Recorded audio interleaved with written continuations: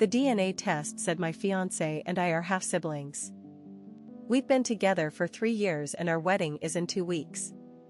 Let me take you back to how this all started. I met Jake at a coffee shop in Denver 2 years ago. He was this gorgeous guy with dark hair and the most incredible smile I'd ever seen. When he asked for my number, I literally felt like I was in a movie.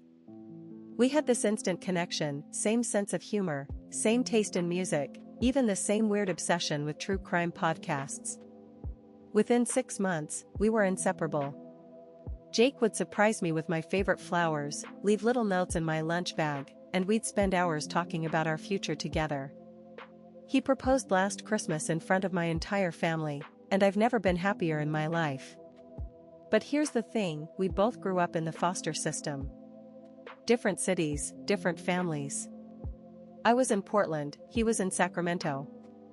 We'd joke sometimes about how we understood each other so well, like we were meant to find each other after all those years of being alone.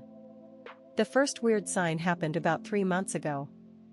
We were at my cousin's graduation party, and my aunt pulled out these old photo albums. She was showing Jake pictures of our family, and when she got to this one photo of my biological father, who I'd never met, Jake went completely white. "You okay, babe?" I asked him. He just stared at the photo for the longest time. "He looks familiar," he said quietly. "What's his name?" "Robert Martinez," I told him. "But honestly, I don't know much about him. He left when I was 2. Jake nodded slowly and changed the subject. But something felt off. The second sign was even stranger. We were filling out our marriage license paperwork, and when we got to the section about parents' information, Jake kept asking me weird questions. Where was my dad born? Did I know his middle name? What year did he leave? Why was he so interested in a man I barely remembered? I started paying closer attention after that. Jake would get these distant looks sometimes when I'd mention anything about my childhood or my biological parents.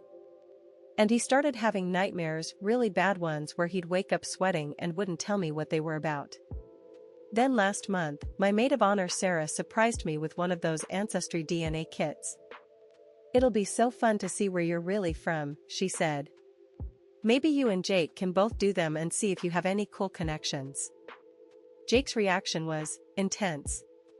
"I don't really believe in those things," he said quickly. "They're not accurate anyway." But I was already excited about it. I'd always wondered about my heritage, about the family I'd never known. So I did the test without telling him. And then I saw something that changed everything. The results came back 3 weeks later. I was expecting to see some percentage breakdowns of European and maybe Latin American ancestry. Instead, I saw a list of DNA relatives. Close relatives. There was one name at the very top. Under close family, sibling. Jake Martinez. My hand started shaking. This had to be a mistake. I clicked on his profile. There was no photo, but the account was created 2 years ago. Right around the time we met. And his birth date was exactly what I knew it to be. I couldn't breathe. I refreshed the page. I logged out and logged back in. But it was still there. Jake Martinez. Half-brother. 47% DNA shared. I sat in my car in the parking lot of the lab for 2 hours, just staring at my phone. How was this possible? We'd been together for 3 years. We were getting married in 2 weeks. We'd been intimate. The thought made me physically sick. When I got home, Jake was cooking dinner like nothing had happened. Like our entire relationship wasn't built on the most horrific lie imaginable. "Hey babe," he said, kissing my forehead. "How was your day?" I wanted to scream. Instead, I just stared at him. Really looked at him. And for the first time I saw it. We had the same nose. The same chin. Even the same little scar above our left eyebrow, something I'd always thought was such a cute coincidence. How had we not seen it before? That night, I couldn't sleep. I kept thinking about every moment we'd shared, every kiss, every time we'd talked about having kids together. I felt like I was going to throw up. The next morning, while Jake was at work, I did something I never thought I'd do. I went through his things. His laptop, his desk drawers, everything. And that's when I found the second DNA test results. Hidden in a folder in his desk drawer. Printed out and dated 6 months ago. Jake had known. He'd known for 6 months that we were siblings, and he'd said nothing. But wait, it gets worse. There was a letter with the results. A handwritten letter, addressed to our father. "Dear Dad," it started. "I found her. I found Emma. She doesn't know who I am yet, but I'm going to marry her. After everything you put us through, after abandoning both of us, I'm going to make sure we're never separated again. She's the only family I have left, and I won't let anyone take her away from me. Not even her. I was going to be sick. This wasn't just an accident. This was planned." The letter was dated 3 years ago. Before we even met. He'd been looking for me. He'd found me on purpose. I called Jake immediately. "We need to talk," I said when he answered. "Come home. Now." "Emma? What's wrong?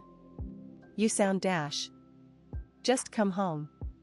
When he walked through the door 20 minutes later, I was sitting at our kitchen table with both DNA test results and his letter spread out in front of me. His face went completely white.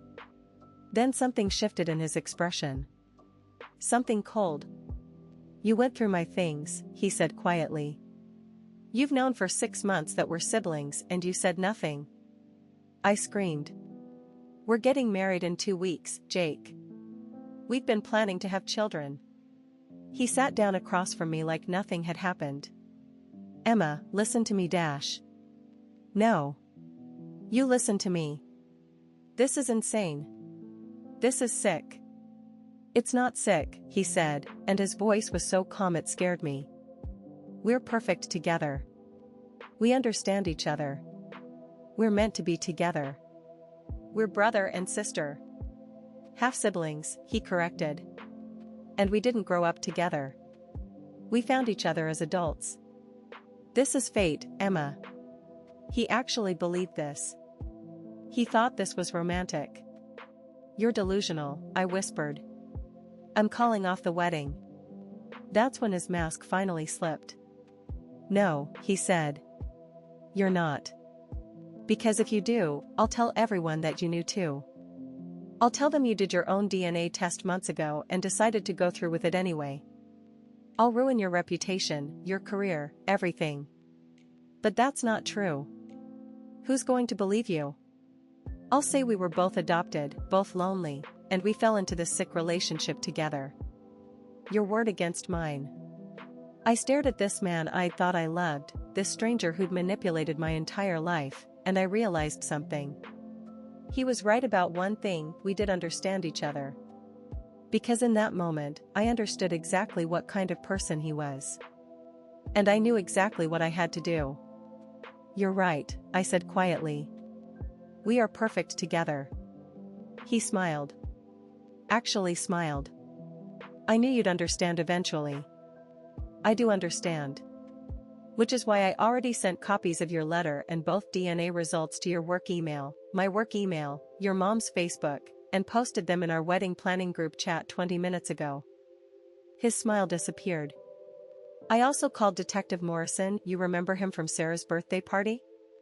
Turns out what you did is called genetic sexual attraction fraud in Colorado. It's a felony when it involves deception and manipulation." Jake stood up so fast his chair fell over. "Emma, you don't know what you've done." "I know exactly what I've done. I've saved myself from marrying a psychopath who's been stalking me for 3 years." The police arrived 15 minutes later. Jake was arrested for fraud, harassment, and stalking. The investigation revealed he'd been tracking me through social media for months before we randomly met at that coffee shop. Our wedding was supposed to be this Saturday. Instead, I'm